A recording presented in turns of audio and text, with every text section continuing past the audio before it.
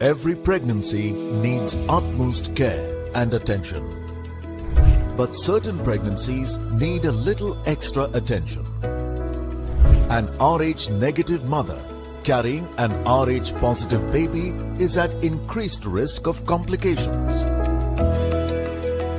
BSV is at the forefront to ensure safe delivery in every Rh negative pregnancy.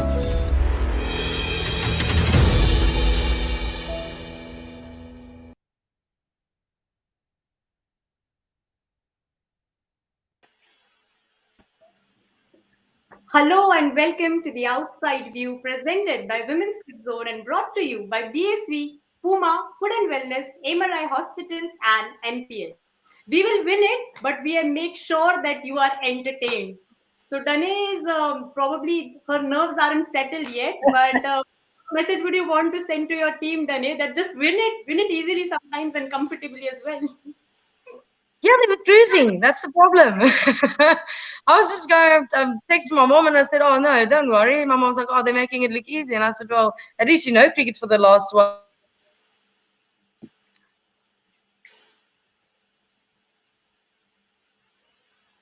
I guess there's some network issue from her side, but it was a terrific game of cricket until the last over. Yeah, they were cruising it. And yes, sorry, I just lost you guys. Marizonda played the match, and yeah, somebody phoned me. I'm just so proud of her. Like, that's ridiculous. Yes, yeah, sorry. I don't think you should be apologising for that. That was unbelievably good. So good. Yes. How would you put that over, Julia? Until Dane gets normal, she's able to kind of let that everything sink in. How would you put that words? Yeah, well, we need to get the oxygen in for Dane. But while she's doing that, I thought it was unbelievable. The game sort of ebbed and flowed. It was actually very similar in regards to the fact that, you know, when they lost Woolvard, it was very much like New Zealand losing Devine, and they really started to struggle a little bit there. But Marizanne Kapp just stood up and showed what the all-rounder that she's become. Like, we were just discussing it before we went on air, that, you know, she's just become this world-class all-rounder that is unbelievably in form at the moment and just absolutely nailing it. So yeah, she's done an amazing job, and wow, what a game again. What a game, and obviously you wanted New Zealand to win.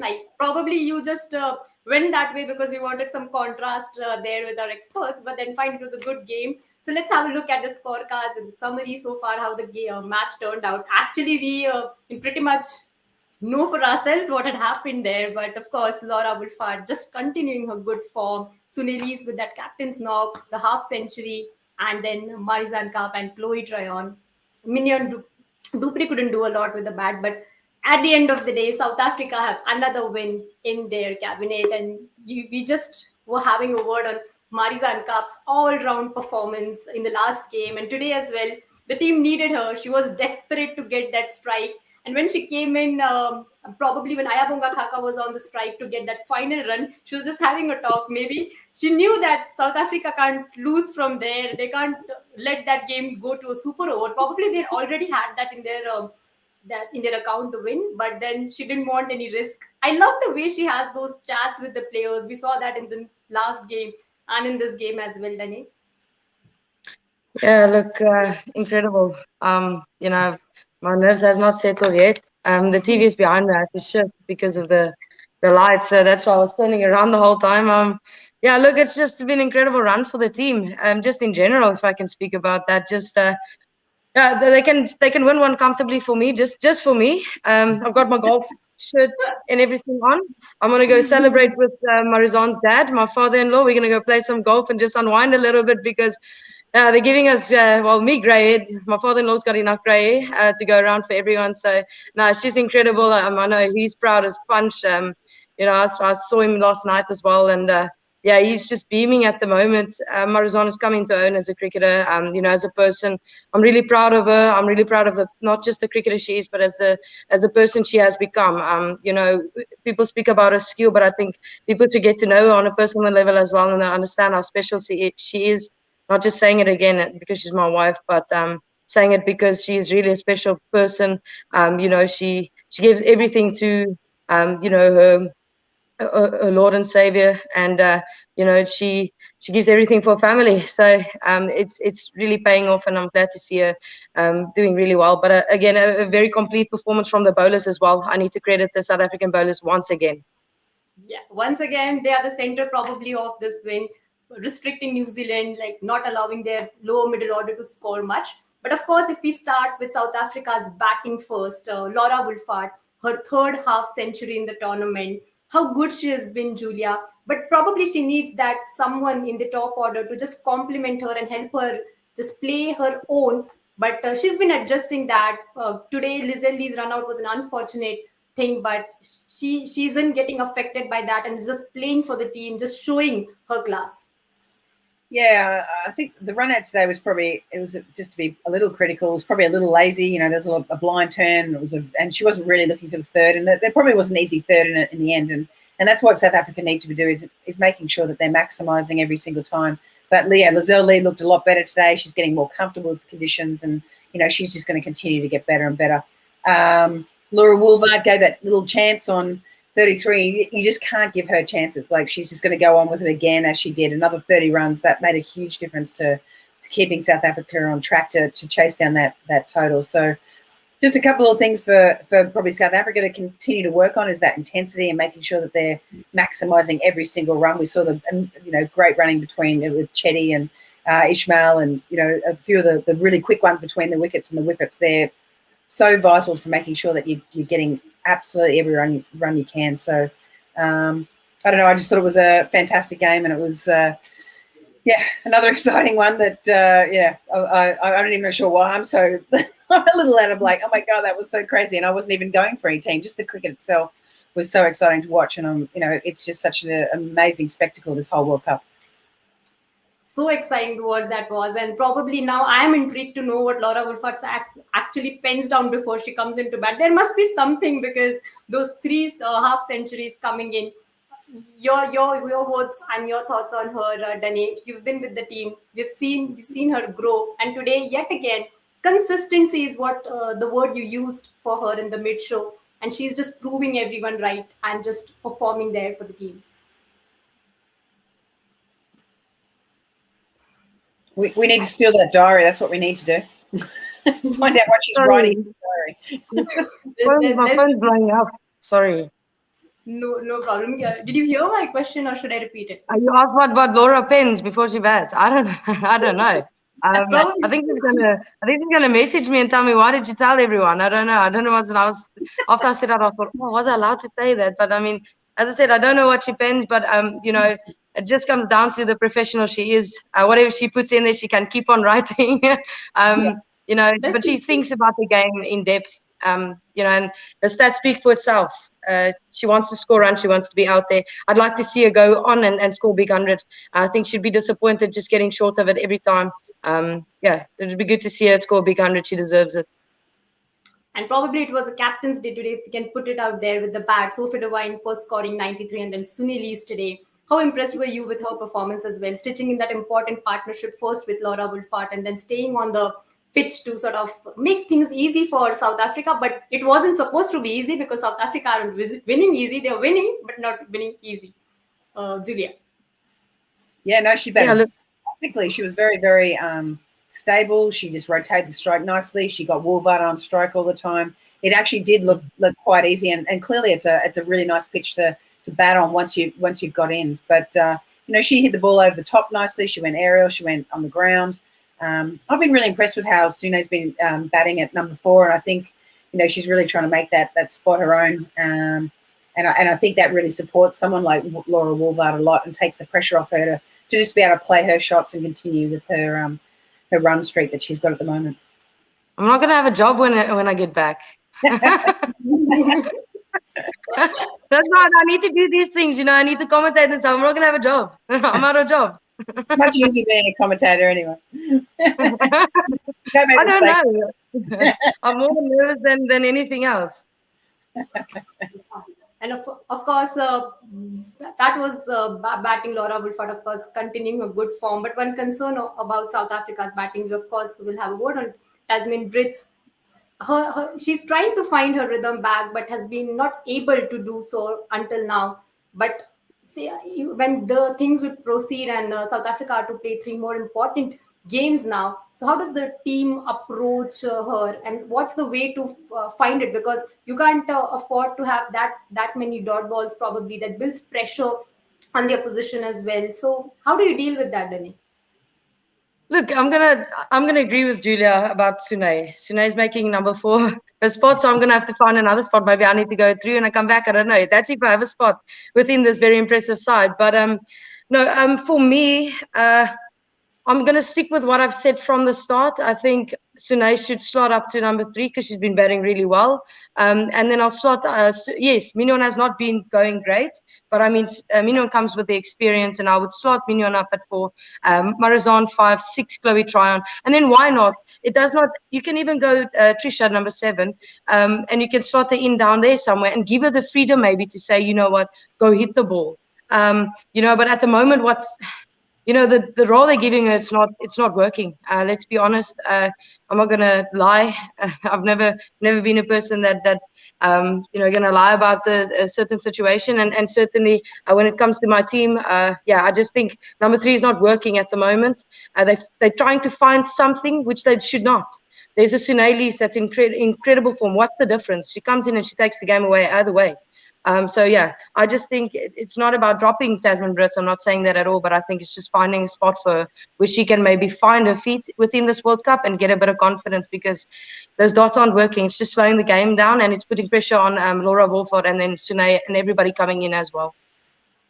Definitely. And just heading to New Zealand's bowling, they had a lot of options. We had a word about that. But the way Sophie Devine used their bowlers, we did see her bowl today as well. Frances Mackay with those 2 wickets, Amelia Kerr 3 wickets. So first a word on Sophie Devine, Julia. The way she used her bowlers, was there anything else she could have done? But probably taking this game deep enough is credits to Sophie Devine for that matter. They couldn't get to the finish line, but they tried their best, and probably that is what you expect from a team like New Zealand. Yeah, for sure. I thought she managed the bowlers really well. We sort of had a bit of a hint that she might have a bit of a bowl at Laura Wolford because of her form against them. And I think she bowled okay. I think, to me, maybe the field was not quite right with regards to, we know how strong Laura Wolford is on the cover drive and on the front foot. She really loves to smash it through the offside. And I think they probably could have even had a bit more protection, even to Jess Kerr, who bowled beautifully early on in the innings. And I understand that, obviously, the ball coming in, it should be harder to hit through the offside, but Laura Wolford always seems to find some way of getting that ball to the boundary on the offside. So to me, they probably could have just tightened that up a little bit. I thought she bowled beautifully at the beginning of the innings. And again, I thought bringing Leah Tahuhu on as that second change bowler, I thought it worked really, really well for them. Well, actually, third change bowler. Now I look at my notes. I think she's actually really challenging a few of those sort of middle order batters with her pace, and she seems to, with less swing on the ball, just be able to tighten up her lines a little bit and really, make it difficult for the batters. So I think probably the only person that probably went for a few was probably Amelia Kerr, but at the end really brought it back, tightened it up, picked up some really crucial wickets, and got New Zealand back into the game. But she was a little expensive probably, and a couple of spells there where and it's difficult for a spinner to be chopping and changing all the time. And I think that's maybe where the problem was her to come on for 1 over, be taken off, brought on for 1 over, taken off. And that's hard for a spinner to really get into their spell. So maybe that's the one learning you could take out of that, is just, longer spells for your spinners, particularly someone like Amelia Kerr, who is a match winner. Definitely. And as you mentioned about Amelia Kerr, in the middle overs, she needed that kind of a support. She did the job for the team, taking those 3 wickets. And both of you said that she would be crucial in this match. And she did her job, needed a bit of support. But a few help from the other bowlers and a few wicket probably of Sunelise in the middle overs early on would have entirely changed the game for South Africa, Danny. Yeah, I think with middle overs, sometimes as a team you get complacent. Even though you're defending 230, I think you kind of get complacent and you get into that mode where you spread the field and you kind of just let them get into the game. So I think in that regard, I think New Zealand missed the mark of not being proactive. They kind of just gave it easy. you know, we know Sune's not the greatest of starters. I'm talking about quick, even though she makes up really well, and she showed that in this whole World Cup and in the previous series where she can make up really good. So I think just putting her maybe under pressure earlier, you know, could have made it a bit of a difference. Maybe getting her to get a bit of dots. So I think that's where they missed the mark, in my opinion. I would have maybe put the pressure on the two batters. Yeah, and I think Julia was spot on with Laura as well. She pierces any gap. You can give her any gap in the offside, she'll pierce it. So it's almost like just giving her that one on the boundary and say, well, you're not getting four, so you can drive me the whole day. But yeah, I just think they missed the mark on being a bit proactive. They just kind of, look at that shot. I think I tweeted about that shot as well because it was incredible. You know, she can drive, but that was just a ridiculous drive, in my opinion. You know, I've seen many of them, but that was the standout. But yeah, as I mentioned, they needed to be a bit more proactive, a bit more attacking, especially defending 230. Yeah, South Africa is just scraping through. But you know, I think South Africa would have been confident to chase that target, and I think New Zealand that, in my opinion, missed the mark on putting them under pressure earlier. A lot of change and momentum we saw in today's game, but the one who loses the patience last is one who wins the game. But for New Zealand, obviously, if we see the summary of the match there, New Zealand posting the target of 229 for South Africa. South Africa took it deep enough, just like the way they're doing in every match. They're giving us entertainment, probably, but we would want them to sort of win those easy matches early on. But that's fine. We are entertained, and we wouldn't complain as far as Dani wouldn't complain as far as South Africa is winning. Probably she would want them to win a bit easier. But for New Zealand now, the upcoming games probably they become a must-wins, and we are hosts of this tournament. We were talking in the pre-show the pressure for them. But what could be the learnings, Julia, for them heading into the remaining games? Because that would turn out to be the must-wins for them if they want to keep their hopes alive in the tournament.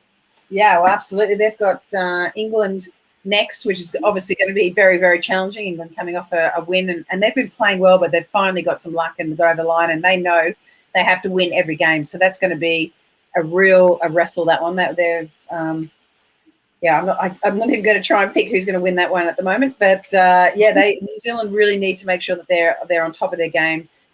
Pretty much what Dane said, I thought that was a really good call, in the fact that they need to be more attacking. I know Dane is a very good attacking captain, and they probably didn't take advantage of just putting that pressure on and squeezing a little longer on the new batters and really putting the pressure on them, so that they weren't able to get away with a few of the runs and really get settled. Because again, it wasn't an easy pitch to bat on, and I just think they need to learn maybe how to just tighten things up a little for a little longer and put that pressure on. South Africa with, of course, 4 wins now, and considering the run rate, they'd be second in the table still, but they have those 4 wins in their cabinet now. But the thing is that we talk about the process in heading into a World Cup, probably the heartbreak of the 2017, and since then the team has been progressing. You've been a part of that setup, Dani. You've seen that progress. So how would you sum up the team's journey to this World Cup? Like they have been playing close matches, but they've been winning, and that should boost their confidence more than anything else. Yeah, I think winning. I think that's what makes Australia so formidable, is they're winning games and they just getting more and more confident as a side. And I think that's what the South African team has been doing. The more games you win against tough opposition, the more confidence you get. And I think at the moment the South African team is a very confident side. Even though for the close games and my heart can't make it, but they're finding ways to get over the line. I made the comment that maybe a couple of years ago, 2017, and just after that, we were that team that just didn't make it. And at this moment, the South African team is making it. And that just shows you that the team is a confident side. And yeah, look, it's a build-up of 4 years. I've been part of it in drips and drabs. It just depends on what my body decided on that year. But certainly an honor to have been part of this process with the team, and just really proud to see them reaping the rewards of the hard work. You can see physically the team is in the best shape they've ever been, mentally and skill-wise. So again, just really proud to have been part of that, and I'm excited to see the next couple of games. And dare I say, I wish I can fly over to New Zealand to go watch that final. Can they please scan the quarantine? Because then I will fly. I will go. I'll go any day, all day. That's a lovely thought, and we hope that you enjoy that thing no matter what. Just enjoy the remaining games for South Africa. They've won the match today, 4 wins in a row for the Sunili's led side, and the hosts probably will want to put their thinking hats on so as to see what has been going wrong with them. But that's it, close game. But South Africa winning it. Julia predicted New Zealand to win, but that's fine. Sometimes it's fun to have that kind of thing as well. South Africa, of course, knew how to get to the finish line. Marizan Cup doing the job for the side. So this was all it from the post-match show. Thank you, Danny and Julia, for joining in. Of course, to all of you there, you can stay tuned to Women's Cricket Zone for all the updates on women's cricket.